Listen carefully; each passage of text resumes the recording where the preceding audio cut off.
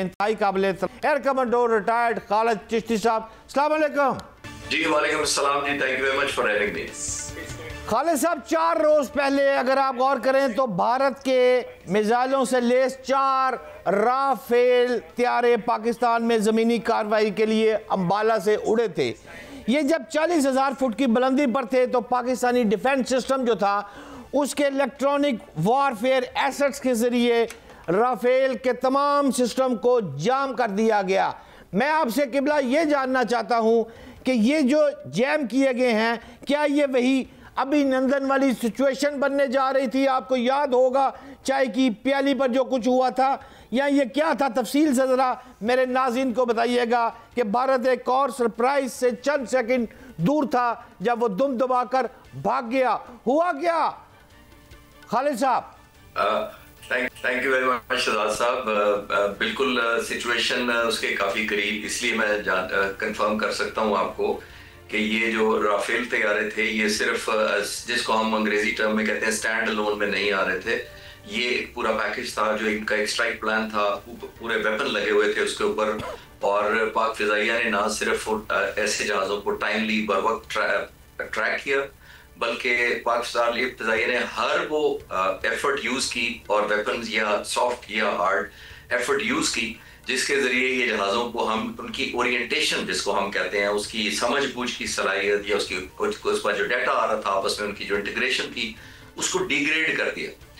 मेरा एक्सेस है पाक फिजाइया की कुछ इन्फॉर्मेशन से, वो मैं सारी तो आपसे टेक्निकल डिटेल्स नहीं बता सकूंगा बिकॉज ऑफ सिक्योरिटी रीजंस, लेकिन मैं ये कंफर्म कर सकता हूँ कि पाक फिजाइया ने अपने तमाम एफर्ट और एसेट्स को एम्प्लॉय किया और उन पायलट्स को मजबूर कर दिया कि आपस में उनकी इंटीग्रेशन ना रहे, और जिसकी वजह से उनको यही सेंस करते हुए कि वो एक और शायद ट्रबल की तरफ हेड कर रहे हैं, उन्होंने एक मिशन कॉल ऑफ उनको करना पड़ा और एग्जिट बैक करना पड़ा, अपने इमरजेंसी बेसिस पर जाकर लैंड किया अपने जहाज़ों। एयर कमांडोर साहब, मैं आपसे ये जानना चाहता हूँ कि हमारे पास J-10C त्यारे में अमरीकी F-35 जैसा जदीद तरीन रडार भी नस्ब है, तो इस हवाले से इसके PL-15 मिसाइलों की रेंज जो बनती है तो वो तो 200 किलोमीटर है।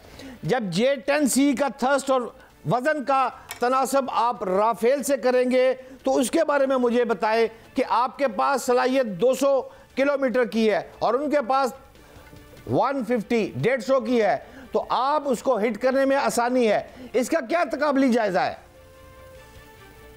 इसका शाह साहब ये तकाबली जायजा है कि मैं एज अ फाइटर पायलट बिल्कुल डिसरिस्पेक्टफुल नहीं हूँ राफेल जहाज की काबिलियत के। बहुत काबिल जहाज है, उसकी इंजन की थ्रस्ट बहुत अच्छी है, उसकी इलेक्ट्रॉनिक्स एवियोनिक सूट बहुत अच्छा है, उसकी मनूवरेबिलिटी बहुत अच्छी है। मैं उसको कतई अंडरमाइन नहीं करूंगा। I respect the enemy.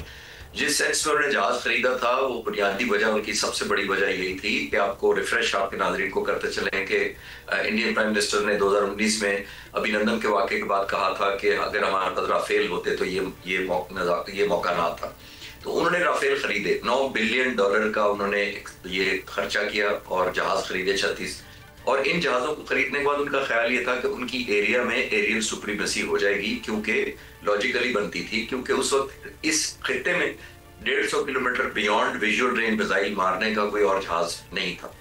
अब बियॉन्ड विजुअल रेंज मिसाइल मैं और ज्यादा करता चलूं कि ये वो रेंज है जिस पर पायलट तो 150 किलोमीटर से दूर आने वाले दुश्मन के जहाज को नहीं देख सकता, लेकिन वो ये देख सकता है कि 150 किलोमीटर मैंने अपना रेडार पे लॉक करूंगा और फिर अपना मिसाइल फायर करेगा और वहां से वो दुश्मन की तरफ मिसाइल चल पड़ेगा। तो उस वक्त हमारे पास कोई शक नहीं कि उस वक्त कोई ऐसी ऑप्शन नहीं थी। लेकिन जब उन्होंने खरीदे जब तक, तो Pak Fizaiya quickly as usual technology dependent है हमारी, और बहुत ज्यादा हम अपना एज जो है न्यूमेरिकल, और जो मैं आपके रिपीटेडली चैनल्स पे कह रहा हूँ कि हमारे पाक फिजाइया के पास एक ही एज है और वो है 3 डायमेंशन का। और वो एक डायमेंशन है अल्हम्दुलिल्लाह हमारा फेथ और ईमान, नंबर 2 हमारी है बेहतर क्वालिटी ऑफ ट्रेनिंग, और तीसरी हमारी है टेक्नोलॉजी डिपेंडेंट होना। हम टेक्नोलॉजी को बहुत जल्दी अडॉप्ट करते हैं और इंटीग्रेट कर लेते हैं दुश्मन से पहले। तो जो J-10 आपका जहाज का जिक्र कर रहे थे, मार्च 2022 में पाक फिजाइया की मौजूदा लीडरशिप ने ये भांपते हुए कि हम आउट स्मार्ट हो जाएंगे दुश्मन से, तो ये जहाज बहुत जल्द रिकॉर्ड मुद्दत में ना सिर्फ इंडक्ट किए, डे एंड नाइट इनको ऑपरेशनलाइज किया गया, और PL-15 इन पर मिसाइल लगे हैं, और PL-10 और 12 के अलावा जो वो भी बहुत खतरनाक मिसाइल है, लेकिन PL-15 सबसे खतरनाक है। ये 200 किलोमीटर पे दुश्मन को ना सिर्फ रेडार से देखता है बल्कि फायर कर सकता है अपना मिसाइल। और लॉजिकली आपने खुद ही कह दिया कि इसका मतलब है जब तक दुश्मन 150 किलोमीटर तक हमें ढूंढेगा, हम 200 किलोमीटर पहले उसको ढूंढ चुके हैं, मिसाइल फायर कर चुका है पाकिस्तानी पायलट। ये बहुत बड़ा एडवांटेज है जिसकी वजह से इंडियन एयरफोर्स को बहुत जाहिर परेशानी का सामना है। और फिर यही बात नहीं खत्म हुई, हमने JF-17 थंडर ब्लॉक 3 जो हम खुद बना रहे हैं अल्हम्दुलिल्लाह, उसको जब अपग्रेड किया तो उसमें वही रडार आइसा जिसका आप जिक्र कर रहे हैं कि मोस्ट मॉडर्न दुनिया के जहाजों में लगा हुआ है वो लगाया, और उस जहाज को भी मॉडिफाई कर लिया गया PL-15 मिसाइल से। अब हमारे पास 2 जहाज हैं एक किस्म के जो PL-15 कैरी करते हैं, J-10C, और PL-15 कैरी करने वाला दूसरा जहाज है JF-17 थंडर। तो इंडियंस के लिए जाहिर है एक डर, अगर मैं इंडियन पायलट हूं तो मेरे लिए परेशानी का बायस है कि ये अब जहाज दो टाइप के हैं जो मुझे देख रहे हैं।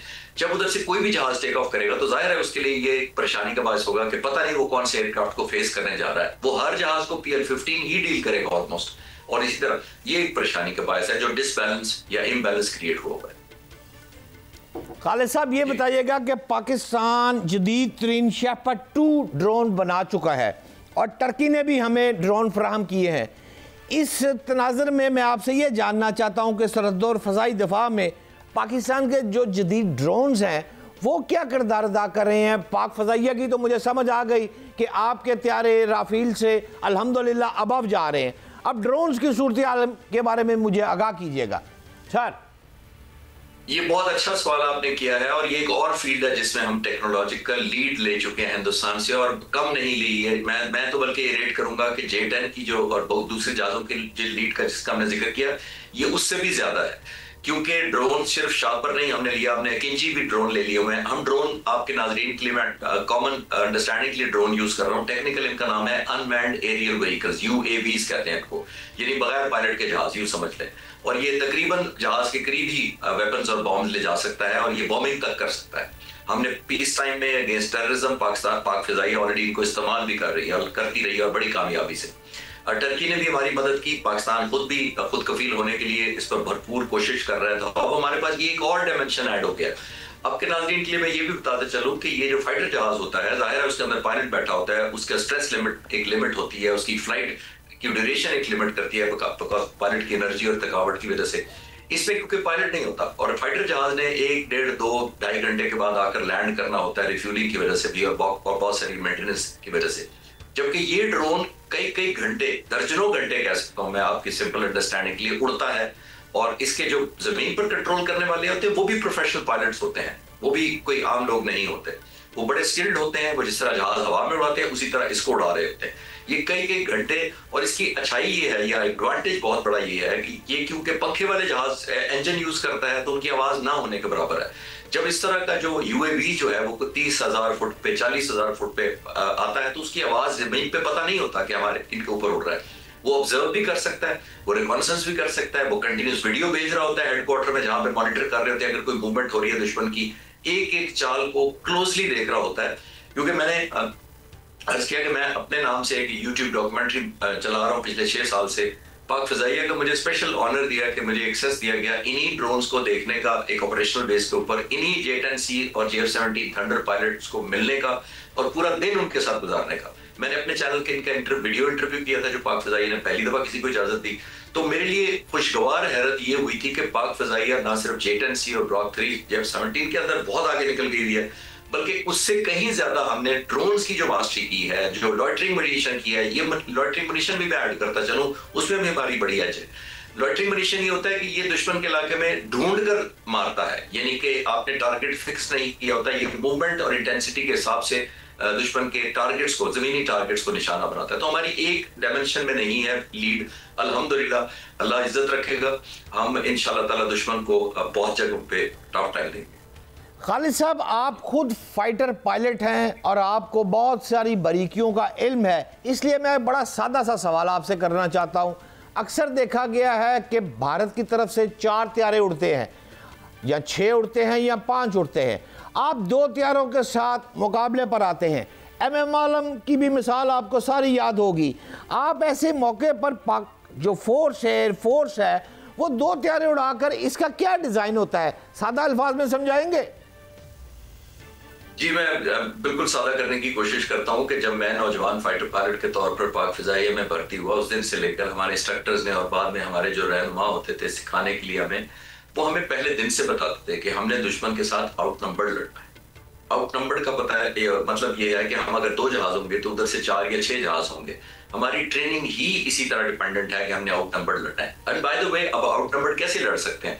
जैसे मैंने थोड़ी देर पहले अर्ज किया, एक आपकी बेहतरीन ट्रेनिंग, और दूसरा जो मैं कह रहा हूं, हमें टेक्नोलॉजिकल एडवांटेज होना चाहिए। और अब और जो मैं शुरू से कहता आ रहा हूं कि हमारा ईमान है कि हमने इस मुल्क के लिए जान देनी है। मैं अक्सर आपसे कहता हूं कि जब आपकी डिटर्मिनेशन होगी और रिजॉल्व होगा तो आपकी क्वालिटी ऑफ ट्रेनिंग भी अच्छी होगी, आपका जज्बा भी अच्छा होगा और आप हवा में आप वाकई सरप्राइज देंगे। मैं सारे चैनल्स को कहता हूं, जब भी मुझसे कोई पूछता है तो मैं ये कहता हूं कि मैं जिस उस फिजाइया से और उस आर्म फोर्सेस से मेरा ताल्लुक रहा है कि हम ना किसी को हराने के लिए लड़ते हैं, ना हम दुनिया को दिखाने के लिए लड़ते हैं, ना हम कुछ चीज साबित करना चाहते हैं, हमारे काम पर बर्तरी साबित करना चाहते हैं, ना हम अपनी हेजेमोनिक डिजाइन अपने इस रीजन में किसी को दिखाना चाहते हैं, बदमाशी दिखाना चाहते हैं। हम लड़ेंगे तो 2 वजह से लड़ेंगे। एक, हम अपने आजादी के लिए लड़ेंगे, अपने तहफ्फुज़ के लिए, और पाकिस्तान के लोगों को प्रोटेक्ट करने के लिए। तो जब ये जज्बा होता है तो फिर अल्हम्दुलिल्लाह अल्लाह ताला की तरफ से भी मदद होती है। खालिद साहब, पाक भारत जंग जो मुमकिन जंग है, ये समूदी ने मेरा ख्याल है बाज तो आना नहीं, इसके बारे में कमेंट ज़रूर कीजिएगा कि आपकी इसके बारे में क्या राय है। हाउएवर मैं आपसे पूछना ये चाह रहा हूँ कि पूरी दुनिया इस वक्त असले की मार्केट को गौर करें तो प्रोडक्ट की जो वैल्यू है उसको मॉनिटर कर रही है। तो इस लिहाज से फ्रांस के तैयारे और टेक्नोलॉजी, ये सारी ड्रोन्स की जो बातें हैं, ये पूरी दुनिया, और आप इसको, क्या आपका कुछ एज ज़्यादा हो चुका है इस वक्त? एम आई राइट सर? देखिए, पहला आपका सवाल ये कि नरेंद्र मोदी ने जंग शुरू कर दी है। जाहिर है हमारे लिए बहुत बड़ा फोर्सेस के लिए चैलेंज है, और एयरफोर्स के लिए सबसे ज्यादा ये है कि हमारी फील्ड में सबसे बड़ा सरप्राइज दिया जा सकता है, बिकॉज एयर पावर या फाइटर जहाज के पास बहुत कैपेबिलिटी होती है, फ्लेक्सिबिलिटी होती है, सरप्राइज होता है, शॉक इफेक्ट होता है, और एंड तक आप दुश्मन की नीयत को गेस नहीं कर सकते। एक फाइटर पायलट अगर हिंदुस्तान के बॉर्डर के अंदर से टेक ऑफ करता है, ना हमें ये पता होता है कौन सा उसके ऊपर वॉरहेड लगा है, न्यूक्लियर है कि कन्वेंशनल है, ना उसका हमें फ्यूल का अंदाजा होता है, ना उसकी डायरेक्शन शुरू में पता लग सकती है जब तक वो किसी पर्टिकुलर टारगेट की तरफ हेड नहीं करता, और कितने वेपन्स और कितने बॉम्ब्स कैरी कर रहा है हमें ये भी नहीं पता होता। तो ये सारी चीज रखते हुए एयर पावर पे बहुत बड़ा जिम्मेदारी है और चैलेंज भी है, और उसी की तैयारी करनी होती है। हमें एक डिसएडवांटेज भी है दुश्मन के ऊपर। डिसएडवांटेज ये है कि ऑफेंसिव वो लॉन्च करना चाहते हैं। ये देखिए, जो ऑफेंसिव लॉन्च करता है उसके पास इनिशिएटिव होता है, वेपन की चॉइस का, जगह की चॉइस का, टाइम का चॉइस का, इंटेंसिटी का, ये सारी चॉइसेस उसके पास होती हैं जो इनिशिएट करता है। जिसने डिफेंड करना होता है उसे 24 घंटे सुबह शाम रात दिन तैयार रहना होता है। जब मैं यहाँ आज भी अपने एयरफोर्स में कॉन्ट्रैक्ट से साथ रब्ता करता हूँ तो वो हर वक्त हवा में मेक श्योर कर रहे हैं कि कोई चांस ना लिया जा सके कि अपने मुल्क के लोगों को कोई सरप्राइज ना हमारे मुल्क को दे सके। एक चीज मैं आपके नाजरीन की अवेयरनेस के लिए या थोड़े मालूमात के लिए बताता चलूं कि वो याद रखें, स्टैंड ऑफ वेपन्स आ चुके हैं, तो हमने घबराना इसलिए नहीं है कि दुश्मन अपने इलाके में बुजदिली से रहते हुए, नोइंगली कि ये मारा जा सकता है किसी तरीके से, वो बगैर बॉर्डर को वायलेट किए सिर्फ वेपन्स लॉन्च कर सकता है और वो टारगेट तक पहुंच सकते हैं पाकिस्तान के अंदर। जिस चीज इंशाल्लाह जो चीज हमें बचाएगी वो हमारा रिजॉल्व और कुव्वत इरादी ये बचाएगी कि अगर हमारे पास किसी तरह का स्टैंड ऑफ वेपन से भी हुआ कि फिजिकली जहाज ना आए हमारे बॉर्डर के अंदर और मिसाइल मारा, तो हम उसके बावजूद जो वापस रिटेलिएटरी स्ट्राइक करेंगे उसका भी फिर हौसला दुश्मन को रखना चाहिए। ये मेरा भी मैसेज है। ये वन साइडेड नहीं होगा कि अगर आपने स्टैंड ऑफ वेपन अगर हमारे 150-20 किलोमीटर के अंदर मार दिया है, किसी गांव के ऊपर मार दिया है और क्लेम कर लिया कि हमने बहुत बड़ा हमला कर दिया, सर्जिकल स्ट्राइक कर दिया, तो रिटेलिएटरी स्ट्राइक भी मैं आपको शेयर कर सकता हूं विद कॉन्फिडेंस कि पाक फिजाइया के भी लेटर ऑफ एस्केलेशन के हिसाब से तमाम टारगेट्स वो लाइंड अप है सारे, यानी क्लियर हमने लिस्ट डाउन किए हुए हैं कि अगर इस लेवल तक एस्केलेशन गई तो हम यहां जाएंगे, अगर इस लेवल तक एस्केलेशन गई तो हम यहां जाएंगे। तो ये सॉर्टेड आउट है। Let there be no confusion कि हम लेट को करेंगे, अगर आपने छोटा सा बॉम्ब मारा तो हम उससे भी छोटा मार के गुजारा करेंगे, हम शायद सूद के साथ वापस करेंगे। खालिद साहब, आपकी जो गुफ्तगू है उस गुफ्तगू से मुझ समेत मेरे नाजरीन और पाकिस्तानी अवाम का मोराल जो है वो आप बहुत बुलंद करते जा रहे हैं। तो इसी हवाले से फिर मैं दूसरा सवाल आपसे ये करना चाहूँगा कि कौन कौन से शहर है कुछ गिने हैं कि यहाँ बैठकर मैं एक पटाखा मारूंगा और उन तक रसाई मेरी है? कितने के हैं, कुछ याद है आपको? नहीं, वो मैं एक तो मुझे मालूम भी होते तो शायद मैं डिस्क्लोज ना कर पाता, बिकॉज वो फ्लेक्सिबल होता है और in the order of enemy attack होता है। यानी कि उन्होंने क्या किया, कितनी इंटेंसिटी का मारा, कहाँ मारा, स्ट्रेटेजिक टारगेट है, टैक्टिकल टारगेट है, या सिर्फ शो ऑफ फोर्स उन्होंने कहीं को सिंबॉलिक किस्म का फायर किया या कुछ किया। तो लेट इट बी क्लियर, ये इसको ज़हन में रखे कि वो ना टारगेट को पहले कोई भी नहीं आइडेंटिफाई कर सकता। ये दुश्मन ने, क्योंकि इनिशिएटिव उसके पास है, तो उसने हमें बताना है कि मेरा ये टारगेट होगा, तो हम उस तरफ उसके बाद हम रिटेलिएट करेंगे और इंशाल्लाह भरपूर तरीके से करेंगे। खालिद साहब, अगर आप ना भी बताना चाहें तो पूरी कौम को अब ये पता चल गया है कि अब्दाली आ गया है मैदान में, और अब्दाली का जो रेंज है वो 450 किलोमीटर तक है। और अगर आप दिल्ली को कंपैरिजन करेंगे तो दिल्ली पूरा इंचों से नाप ले 450 किलोमीटर की रेंज है। एम आई राइट और रॉन्ग? जी नहीं, हमारा मिसाइल उसको टेस्ट करने का मतलब आज ही कोई दिल्ली को निशाना नहीं था। दिल्ली वैसे भी निशाना हो सकता है, मैं आपकी तलाश के लिए इस मिसाइल के अलावा भी हो सकता है। क्या इसकी रेंज 450 किलोमीटर है अब्दाली की? नहीं, वेरी करती है। मेरा एक्सेस नहीं है एग्जैक्ट ये वाले की क्या थी। पहले करीबन 200 होती थी, फिर हमने रेंज बढ़ाई है, उसकी एक्यूरेसी बढ़ाई है, उसकी रेजिस्टेंस बढ़ाई है।